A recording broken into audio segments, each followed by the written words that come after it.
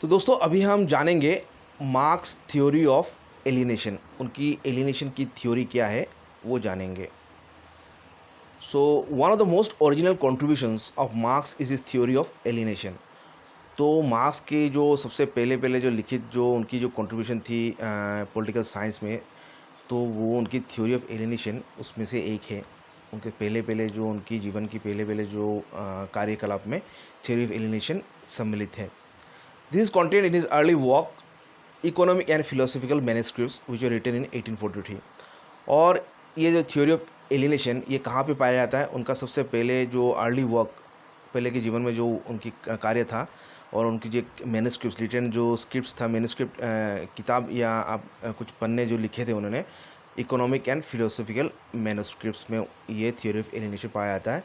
और ये यद्यपि ये लिखा गया था 1843 1843 सन में, लेकिन उनके मृत्यु के बाद ही आपका करीब 50 ईयर्स बाद 1883 को इसको डिस्कवरी हुई थी। या मनुष्य को मालूम हुआ था कि उनके थ्योरी ऑफ एलिनेशन के बारे में मनुष्य को ज्ञात हुआ था कि उन्होंने ऐसा कोई कार्य लिखा है या ऐसा कोई मैन्युस्क्रिप्ट लिखा है। This manuscript show that early marks was mainly interested in the problem of alienation. और ये जो लिखित जो स्क्रिप्ट्स है, मैन्युस्क्रिप्ट्स है, ये शो करती है जो मार्क्स की जो पहले जीवन काल में वो ज़्यादातर इंटरेस्टेड थे आपका इस जो प्रॉब्लम जो एलिनेशन की समस्या है उसको जानने में वो ज़्यादा इंटरेस्टेड थे। तो मतलब हम ये जानते हैं कि मार्क्स ने अपना जीवनी की शुरुआत आपका ये एलिनेशन थ्योरी से ही आपका स्टार्ट किया था।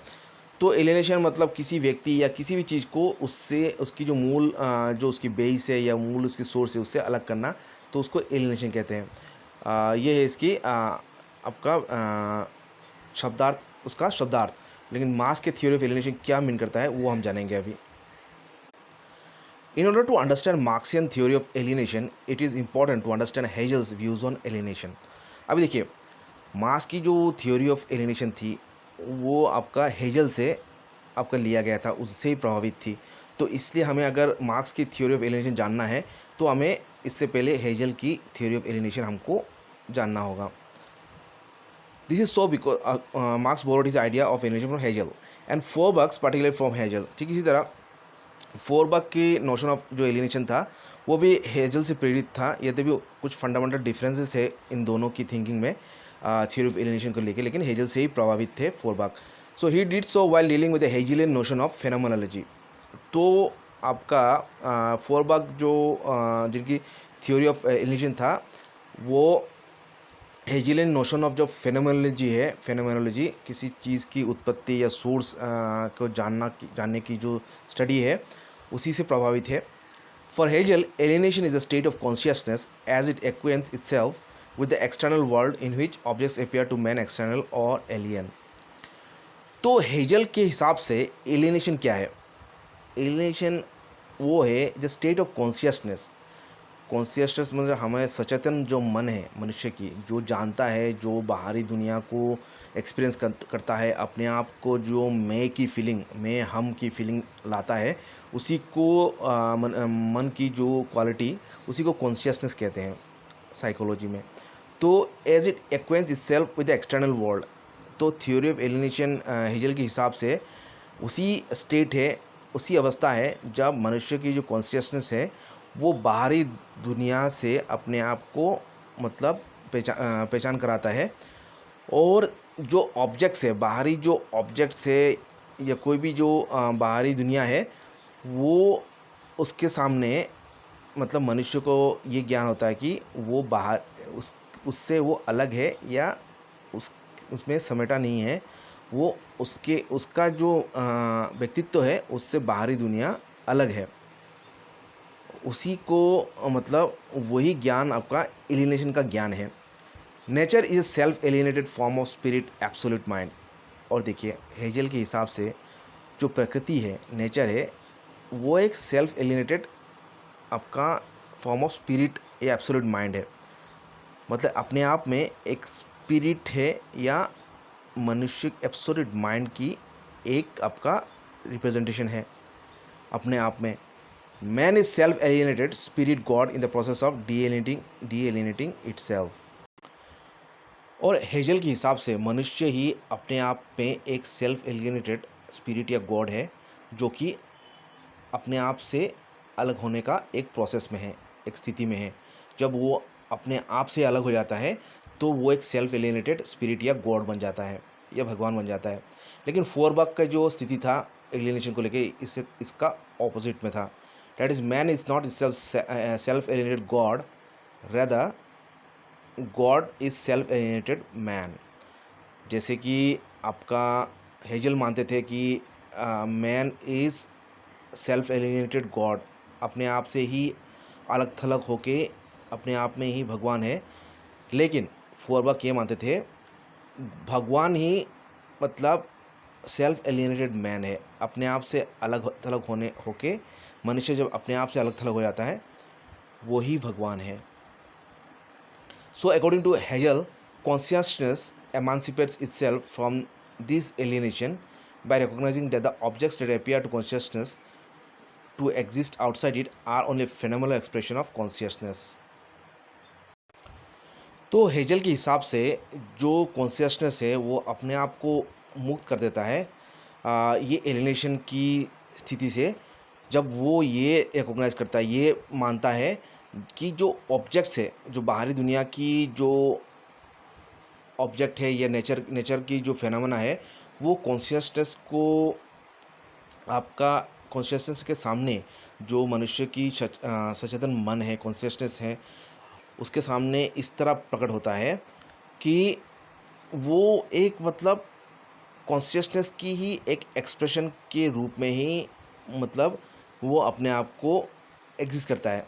और उसी तरह आपको मतलब कॉन्शियसनेस के सामने आपका अपीयर करता है या सामने प्रकट होता है कि आपका हेजल ये मानते हैं कि जो बाहरी दुनिया की जो आपका जो भी फेनोमेना है, जो भी घटनाएं हैं या जो भी नेचुरल वर्ल्ड में जो स्थित है, वो आपका कॉन्शियसनेस की ही एक एक्सप्रेशन है।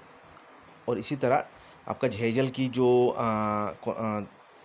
एलिनेशन थ्योरी है, वो आपका अपने आप को जो फोरबक की जो एलिनेशन की थ्योरी से अपने आप को अलग करता है। In other words, it is recognition by consciousness objects are merely alienated और रेफाइड कॉन्शियसनेस। तो ये हेजल की जो थ्योरी ऑफ एलिनेशन था, ये मानती थी कि जो कॉन्शियसनेस है, जो जो ऑब्जेक्ट्स बाहरी दुनिया की जो ऑब्जेक्ट्स है, वो आपका जो बाहर कॉन्शियसनेस की ही एक आपका प्राकृतिक या एक कॉन्क्रीट आपका एक रूप देती है। कॉन्शियसनेस की एक रूप है जो बाहरी दुनिया को एक मतलब उसको जो काल्पनिक चीज़ को आपका एक वास्तविक रूप देना ही मतलब ये कॉन्शियसनेस का ही काम है, जो बाहरी दुनिया को वो एक वास्तविक रूप देता है। मतलब जो बाहरी दुनिया है वो एक कॉन्शियसनेस का पार्ट ही है, लेकिन जो उसको एक मतलब फिजिकल उसको एक एग्जिस्टेंस या उसको एक उसको एक्सपीरियंस देता है। फिजिकल जो वास्तविक में उसको एक मतलब एब्स्ट्रैक्ट थिंग को एक कॉन्क्रीट एक रूप देता है। और ये मतलब कॉन्शियसनेस ने अलग थलग नहीं है, बल्कि कॉन्शियसनेस का सचेतन मन का एक पार्ट ही है बाहरी दुनिया। Marx vehemently attacks Hegel for identifying the existence of objects with alienation। और इसी थ्योरी को, इसी धारणा को मार्क्स का मतलब कड़ा रूप में हेजल को अटैक करते हैं, इसी धारणा को कि जो हेजल की धारणा थी कि जो बाहरी दुनिया वो कॉन्शियसनेस की ही एक अभिव्यक्ति है, तो उसको मार्क्स खंडन करते हैं। क्योंकि जो इस थ्योरी से क्या होता है, जो ऑब्जेक्टिव वर्ल्ड है, जो बाहरी दुनिया है, उसको एक वो हेजल के हिसाब से एक कल्पना, मनुष्य मन की कल्पना ही है, वे काल्पनिक एक रूप देते हैं जो हेजल, उसकी मतलब मार्क्स खंडन करते हैं, ये तीव्र खंडन करते हैं हेजल की, क्योंकि वो बाहरी दुनिया को एक काल्पनिक बना देते हैं या मनुष्य मन की एक कल्पना का एक अभिव्यक्ति ही बना देते हैं। और इसीलिए मार्क्स इसको जो हेजल की जो एलिनेशन की थ्योरी है उसकी तीव्र विरोधिता करते हैं या खंडन करते हैं। Marx does so by distinguishing between objectivation and alienation. और मार्क्स इसको मतलब इस तरह मतलब सेपरेट करते हैं ऑब्जेक्टिवेशन और एलिनेशन में डिफरेंसेस लाके। Objectivation is based on the premise of material existence of objects. अभी देखिए ऑब्जेक्टिवेशन का ये धारणा है, ये जो मटेरियल एग्जिस्ट जो कोई भी जो ऑब्जेक्ट्स है या फिजिकल वर्ल्ड में जो कोई भी जो चीज़ है, पेड़ पौधा मनुष्य जो भी है फिजिकल ऑब्जेक्ट्स है, उसको मतलब आपका मटेरियल एग्जिस्टेंस की प्रीमिस में आपका ऑब्जेक्टिवेशन बेस्ड है, क्योंकि वास्तविक रूप में वो है ये मानता है ऑब्जेक्टिवेशन। लेकिन जो हेजल की थ्योरी है वो बोलता है कि वास्तविक रूप में है नहीं है, वो नहीं है, लेकिन जो मनुष्य की कॉन्शियसनेस है, उसकी जो सचेतन मन है, उसको एक कॉन्क्रीट या एक वास्तविक रूप देता है, और इसी को मार्क्स खंडन करते हैं। Well alienation is a state of consciousness resulting from specific type of relationship. और मार्क्स ये मानते हैं कि एलिनेशन एक स्टेट ऑफ कॉन्शियसनेस है, जो कि आपका एक फल रिजल्टिंग जो कि एक आपका फल है, आपका रिजल्ट है फ्रॉम जो specific type relationship between man and objects, जो कि मनुष्य की जो एक प्रकार की जो संपर्क है, ये रिलेशनशिप है जो बाहरी दुनिया का, उसी का एक प्रारूप है आपका एलिनेशन। उसी का आपका उसी की आधार पे आपका ये एलिनेशन बेस्ड है। आपका जो कॉन्शियसनेस मनुष्य की जो रिलेशनशिप है बाहरी दुनिया से, उसी पे आपका थ्योरी ऑफ कॉन्शियसनेस बेस्ड है मार्क्स की। Such relationship cannot be fantasy because objects are real. और मार्क्स कहते हैं, हेजल जो कहते हैं कि ये कल्पना का ही एक अभिरूप है, जो आपका बाहरी दुनिया ऑब्जेक्टिव वर्ल्ड जो है, लेकिन इसको वो काल्पनिक बना देते हैं। और मार्क्स कहते हैं ये कल्पना नहीं है, क्योंकि जो बाहरी दुनिया है वो तो वास्तविक में है, वो रियल है। क्योंकि बाहरी दुनिया में जो भी चीज़ है, आपका पेड़ पौधा ऑब्जेक्ट्स जो भी है, घर सामग्री मनुष्य उसकी रिलेशनशिप सब रियल है। वो मनुष्य की कॉन्शियसनेस सचेतन मन है, मनुष्य की जो बौद्धिक जो शक्ति है, उसका साथ जो रिलेशनशिप है बाहरी दुनिया से, वो है थ्योरी ऑफ एलिनेशन मार्क्स की। Since Marx recognizes the autonomous existence of objects, alienation can be got over only by object creating praxis, that is by changing the very conditions in which the objects are created.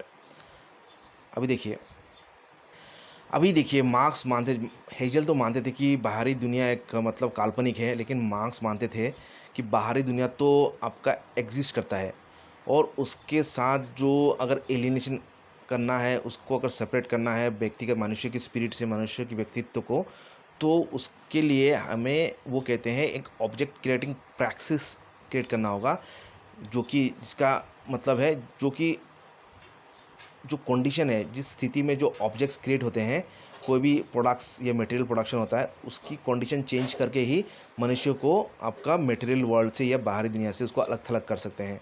In short, whereas for Hegel alienation is state of consciousness. Hazel की हिसाब से आपका alienation एक एक मनुष्य की सचेतन मन का एक काल्पनिक या मनुष्य की जो बौद्धिक ज्ञान का आपका रूप है, वास्तविक रूप में नहीं होता है, जो आपका मटेरियल वर्ल्ड हेजल के हिसाब से subject to elimination by another state of consciousness. और इसको आपका तभी एलिमिनेट कर सकते हैं, इसको तभी जो आपका मटेरियल वर्ल्ड है उसको तभी मनुष्य के जीवन से एलिमिनेट कर सकते हैं, आपका एक अलग दूसरे टाइप का अगर कॉन्शियसनेस सचेतन मन या एक मानसिक स्थिति क्रिएट किया जाए, तभी हो सकता है।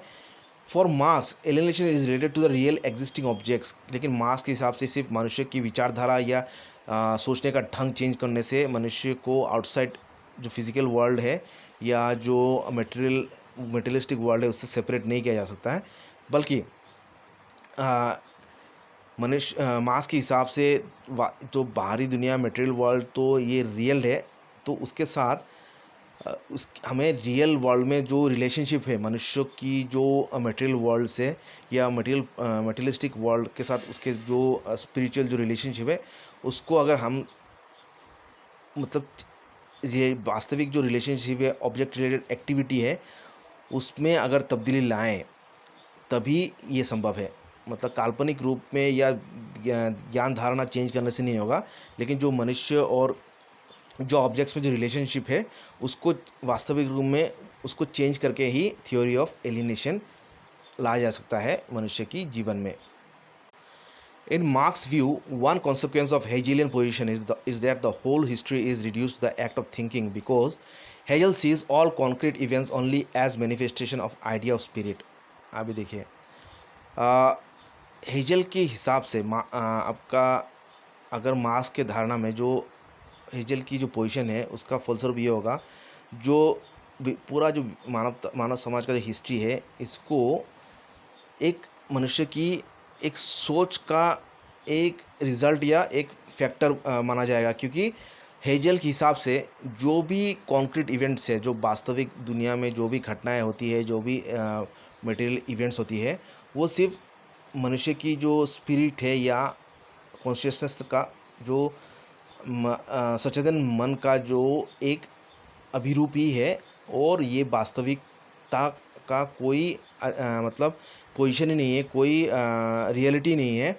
और सब इसको क्या जो हेजल के हिसाब से मनुष्य की जो पूरा जो हिस्ट्री है वो काल्पनिक है, वो कल्पना पे ही आधारित है। Since in Hegel, the evolution of alienation is merely at the level of consciousness, और जो ये एलिनेशन मनुष्य की जो वास्तविक दुनिया से जो उसकी जो स्पिरिचुअल वर्ल्ड या स्पिरिट की जो एलिनेशन या अलग थलग करने का, ये सिर्फ आपका मनुष्य की सोचने पे ही आधारित है, उसकी सचेतन मन पे आधारित है। तो ये इम्पॉसिबल है, क्योंकि वास्तविक दुनिया तो है, वास्तविक जो मटेरियल वर्ल्ड की तो एग्जिस्टेंस है, और इससे सिर्फ मनुष्य की सोच या कॉन्शियसनेस में तब्दीली लाने से ये रिलेशनशिप चेंज नहीं होगा, क्योंकि मटेरियल वर्ल्ड तो एग्जिस्ट करेगा ही, और मनुष्य को इस तरह उसकी स्पिरिचुअल वर्ल्ड से उसको सेपरेट नहीं किया जा सकता। Hence man are force to legitimize that change, और इस तरह क्या हेजल के हिसाब से डायरेक्टली या इनडायरेक्टली मनुष्य को फोर्स किया जाता है कि मनुष्य जो मटेरियल वर्ल्ड की जो चेन्स में, उसकी जो बांध में जो बंधा हुआ है, उसको वो लेजिटिमाइज कर देता है, उसको मतलब वास्तविक कर देता है, क्योंकि उससे तो आपका प्रैक्टिकल कोई सॉल्यूशन मिलता नहीं है। सिर्फ सोच अगर बदलने से अगर आपका रिलेशनशिप चेंज हो जाता है मटेरियल वर्ल्ड से, तो वो कैसा होगा, क्योंकि मटेरियल वर्ल्ड तो एग्जिस्ट करेगा और मनुष्य की जो चेन है, उसकी जो रिलेशनशिप है वो बरकरार रहेगी। तो एक तरह से जो चेन है मनुष्य की जो मटेरियलिस्टिक वर्ल्ड्स के साथ जो उसकी बंधन है, उसको वो लेजिटिमाइज कर देता है, उसको आपका प्राकृतिक उसको एक तरह का उसको रियलिटी कर देता है, उसको अनिवार्य कर देता है।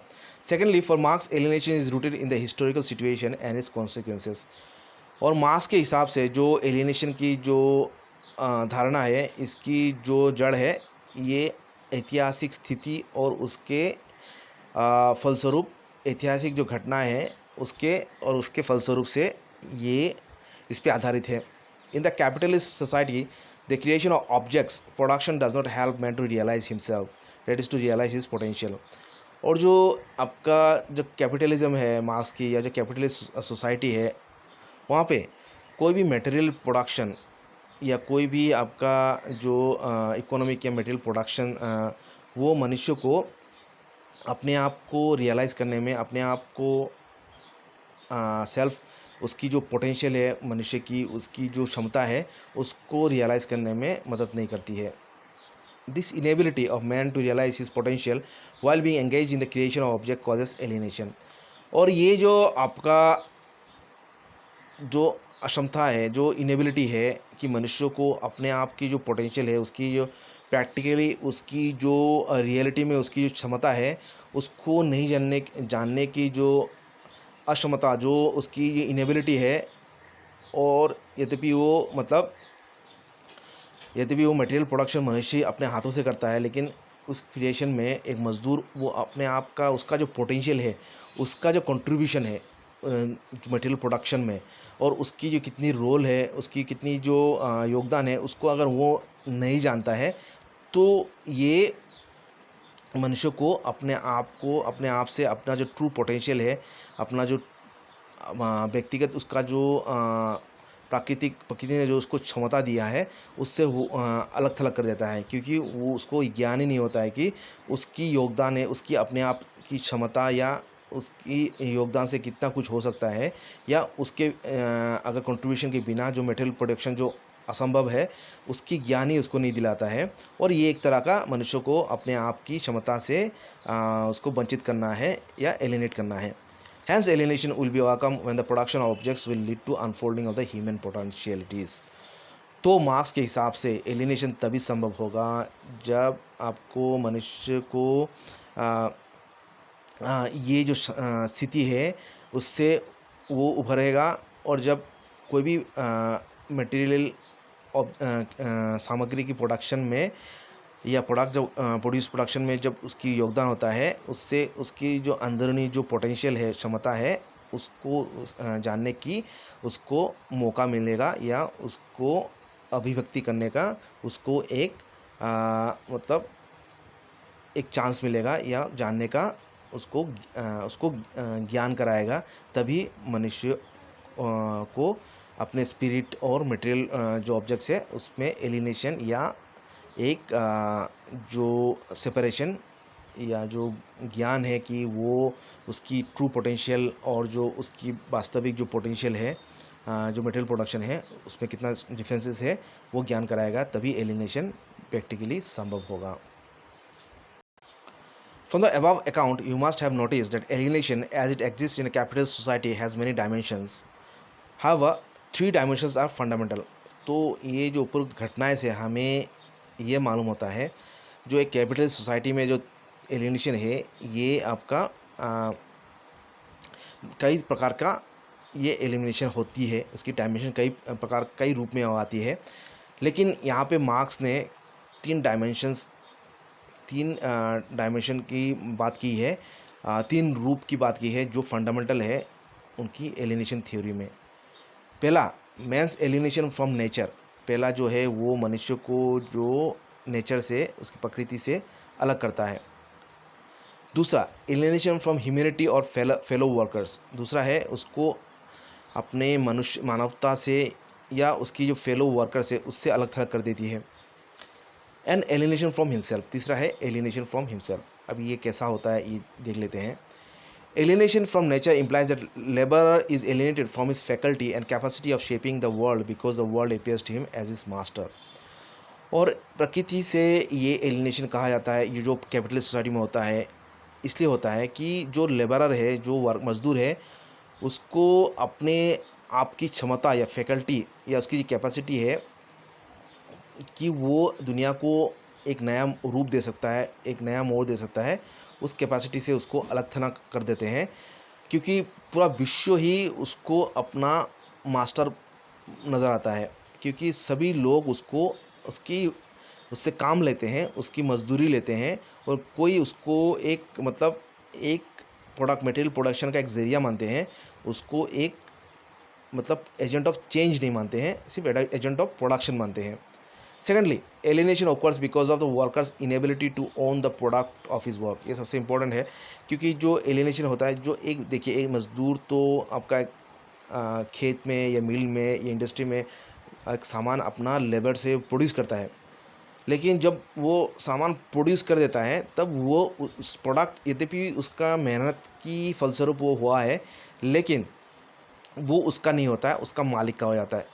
यद्यपि उसका मालिक का यहाँ पे कंट्रीब्यूशन कुछ भी नहीं है या एकदम सामान्य कंट्रीब्यूशन है, और मैक्सिमम कंट्रीब्यूशन तो लेबरर का ही है।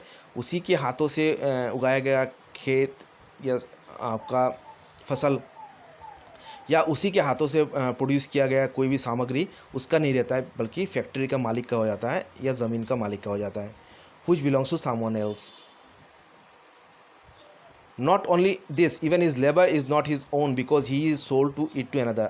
और यही नहीं, उसकी जो लेबर है, उसकी जो कार्य है, उसकी जो काम है, वो भी उस पर भी उसका हक नहीं है, क्योंकि वो किसी और को बेच देता है, उसका मालिक को बेच देता है।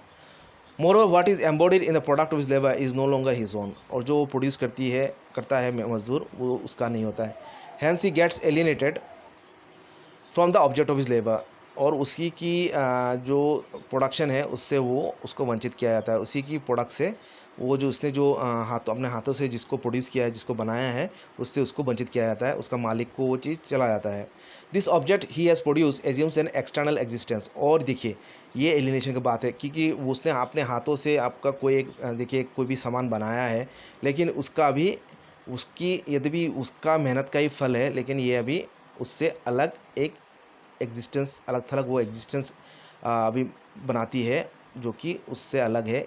इसकी हक उस पर इसका नहीं है, उसकी मालिक का है।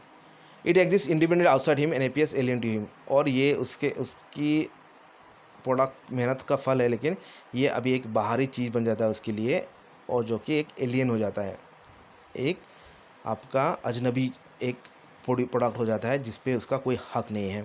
जैसे कि उससे अपने हाथों से ही एक देखिए एक चेयर बनाया, लेकिन चेयर बनाते ही अब ये चेयर एक अलग थलग चीज़ हो गया है। चेयर या टेबल बनाया या कोई भी एक सामग्री उसने प्रोड्यूस किया है, लेकिन वो जब उसने प्रोडक्शन कर लिया है तो उसकी मालिक क्या हो जाता है, उसकी कंपनी का हो जाता है, वो सामान उसका नहीं हो जाता होके रहता है। Stands oppose to him as an autonomous power as a hostile force, और उसकी एक ऑटोनमस एग्जिस्टेंस एक पावर हो जाता है और उसका विपरीत एक फोर्स बन जाता है। Thirdly, alienation occurs because work for the labourer is not voluntary but is impose on him. और तीसरा जो एलिनेशन होता है, क्योंकि जो वर्क है, जो लेबरर काम करता है, इज़ नॉट वॉलंटरी, उसका स्वेच्छा से वो अपने आप ही अपने इच्छा से काम नहीं करता है, बल्कि उस पर इम्पोज किया जाता है, उस पर ये उसको बोला जाता है ये काम करना है, नहीं तो तुमको पगार नहीं मिलेगा, ये काम करना ही है, इतना घंटा तुमको काम करना ही है, नहीं तो तुमको पगार नहीं मिलेगा, तुमको कुछ फैसिलिटी, कुछ बेनिफिट नहीं मिलेगा। देखिए, ये ज़्यादा होता था आपका जो कैपिटल सोसाइटी था, इंडस्ट्रियलाइजेशन जब हुआ था, जो बंधुआ मज़दूर का बॉन्डेड लेबरर की जो युग था, तो उस समय ये होता था कि मालिक अपने मज़दूरों से जितना चाहे उतना काम कराती थी और उसके बदले में बहुत ही कम या बिल्कुल नहीं, ना के बराबर उसको रिटर्न मिलती थी या सैलरी मिलती थी। तो अभी हमने हमारे जो लिबरलाइज्ड वर्ल्ड है या लिबरलाइज्ड देश है या कॉन्स्टिट्यूशन है, उसमें ऐसा नहीं होता है। तो ये उस समय की जो लेबर लॉज की उस समय ये ज़्यादा होती थी। It is force labour that he has to perform, ये फोर्स लेबर तब होती थी, ये अब तो हालांकि अभी ये इलीगल है। It is not for the satisfaction of his needs but for the satisfaction of others needs. और वो जो काम करता है वो अपने मतलब सेटिस्फेक्शन के लिए नहीं करता है, वो अपनी संतुष्टि के लिए नहीं करता है, बल्कि अपने मालिक की संतुष्टि के लिए करता है, और इसी तरह उस ये एक एलिनेट करता है उसको अपने आप से। Hence work for him becomes drudgery, a monotonous and boring activity. तो काम उसके लिए बन जाता है एक पनिशमेंट की तरह बन जाता है, एक तरफा एक जैसा ही, और एक बोरिंग एक्टिविटी बन जाता है, क्योंकि उसकी इच्छा अनुसार तो ये होता नहीं है, वो काम तो नहीं कर रहा है, तो ये वाजह है कि ये एक मतलब पनिशमेंट या बोरिंग एक्टिविटी हो जाएगा उसके लिए। For 12 hours the worker weaves, spin, drills, turns, builds, shovels, break stones, carries loads without knowing why he is doing. अभी देखिए, ये 12-12 घंटा वो काम करता है, या ये कपड़ा बुनता है, या सिलाई करता है, या ड्रिलिंग मशीन में काम करता है, टर्न्स, बिल्ड्स, घर बनाता है, शॉवल्स में काम करता है, ब्रेक स्टोन्स मतलब पत्थर तोड़ता है, सामान ढोता है। तो और ये वो करता है, ये तभी मतलब वो करते जाता है, और ये उसको मालूम नहीं होता वो किस लिए कर रहा है या किसके लिए कर रहा है। Another aspect of alienation is the domination of dead objectified labour machinery over the living labour the worker. और एक तरह का आपका जो एलिनेशन है, ये जो डोमिनेशन है जो मशीन की, जो एक नृत्य है, जो एक ऑब्जेक्टिव लेबर जो मशीन की जो डोमिनेंस है आपका, जो लिविंग लेबर जो वर्कर के ऊपर जो डोमिनेशन है, वो भी एक तरह का एक एलिनेशन है। In this process the worker becomes N appendage of the machine. जो वर्कर है वो सिर्फ एक मशीन चलाने वाला, मशीन को संचालित करने वाला एक उसकी की एक मशीन का ही अंग बन जाता है, वो भी एक मशीन की तरह ही काम करने लगता है, उसका व्यक्तिगत कोई एग्जिस्टेंस या एक पोजीशन नहीं रहता है। His product and his machines become the his real masters. और उसकी जो प्रोडक्ट होगा या जो उसकी मशीन्स होगा, वही उसका प्राकृतिक जो मालिक बन जाते हैं, क्योंकि उन्हीं के अधीन में उन्हीं के हिसाब से उनको उसको चलना पड़ता है, उसको काम करना पड़ता है। Me feels alienated from himself, और मैं को मतलब मनुष्य अपने आप से ही मतलब अलग थलग हो जाता है। It is because of this that man feel himself to be freely active only in a animal functions. और इसी परिस्थिति में मैं मनुष्य सिर्फ अपने आप को सिर्फ उसकी जो एनिमल फंक्शंस है, जो नेचुरल जो फंक्शन जो जो एक पशुगत जो उसकी जो कार्यकलाप है, उसी में उसको वो उसमें फ्री हो अपने आप को समझता है, जैसे कि खाना पीना या जन्म देना, उसी पे वो सीमित हो जाता है उसकी एक्टिविटी। बाकी सब दूसरों के अंदर, उसके मालिक के अंदर या मशीन के अधीन उसकी जीवन हो जाता है। Well in his human functions he is reduce to an animal. और जो दैनंदिन जो मनुष्य जीवन में वो एक पशु के हिसाब से उसको ट्रीट किया जाता है, वो बन जाता है पशु के समान ही उसकी एक्टिविटी हो जाता है, क्योंकि वो दूसरों के अंदर एक कोई भी पशु गधा की तरह या कोई भी घोड़े की तरह या किसी भी जानवर की तरह उसकी मालिक की अनुयायी हो जाता है या मालिक की अनुगामी हो जाता है, उसी के अधीन पे, उसी के ऑर्डर में वो काम करने लगता है। The animal in him becomes human and the human in him becomes animal. जो मनुष्य है जो जानवर है उसमें वो बन जाता है मनुष्य, और जो मनुष्य है उसमें वो भी बन जाता है एनिमल। मतलब उसकी पशुगत जो गुण है उसकी वो ज़्यादा, मतलब उसकी ज़्यादा अभिव्यक्ति होती है, उसी की ज़्यादा यूज़ होती है, ना कि उसकी मनुष्यत्व की जो मानवता की जो गुण है उसकी अभिव्यक्ति होती है। और अंत में मार्क्स ये कहते हैं कि जो कम्युनिस्ट सोसाइटी होगा उसमें ये जो मनुष्य की जो एलिनेशन जो अपने आप से जो अलग थलग उसको एक कैपिटल सोसाइटी कर देती है, उसकी खात्मा होगा, उसकी एंड होगा। तो communism for marks is not only the positive evolution of private property but also the evolution of human self alienation. तो इसी की एवोल्यूशन होगा। कम्युनिज्म ना कि सिर्फ प्राइवेट प्रॉपर्टी को ख़त्म करेगा, बल्कि जो मनुष्य को अपने आप से जो अलग थलग थलग करने का जो मुहिम है कैपिटलिस्ट का, उसको ख़त्म करेगा। Therefore, it is the return of man to himself as a social that is really human being। और ये को मनुष्य को अपने आप से पहचान कराएगा, कि उसकी अपने आप को जो एक सोशल ह्यूमन बीइंग की रूप में उसको पहचान दिलाएगा, और मनुष्य को अपना प्राकृतिक गुण को मतलब उभरने का मौका देगा। Secondly, Marx argued that in his the German ideology that the main cause of alienation is fixation of activity, due to which what we ourselves produce becomes objective power above us। और उनके जो German ideology, उनकी जो किताब German ideology में उन्होंने ये तर्क किया है, तो जो मूल कारण है जो एलिनेशन का, ये है मनुष्य की जो एक काम में उसको बांध देना या फिक्सेशन ऑफ एक्टिविटी, जो एक ही काम में उसको सीमित कर दिया जाता है, फिक्स किया जाता है। उसकी वजह से क्या होता है, हम जो प्रोड्यूस करते हैं, जो मनुष्य जो प्रोड्यूस करता है वही बन जाता है, उसके मालिक बन जाता है, और वो हमारे हाथों हमारे कंट्रोल से बाहर हो जाता है, क्योंकि वो उसी की अंडर में उसी को प्रोड्यूस करने का इर्द गिर्द ही हमारा जीवन मंडराता है। हमारा अपना व्यक्तिगत कोई स्वाधीनता नहीं रहता है, और जो हमारा एक्सपेक्टेशंस है, जो हमारा जो सोच विचार है या चिंता है, उसको शून्य बना देती है, क्योंकि जो मटेरियल प्रोडक्शन है उसी पे केंद्रित हमारा सब कार्य हो जाता है। Man will be redeemed from alienation, और मनुष्य को मुक्ति मिलेगा इस एलिनेशन से जो अपने आप से उसको कराई जाती है कैपिटलिज्म में।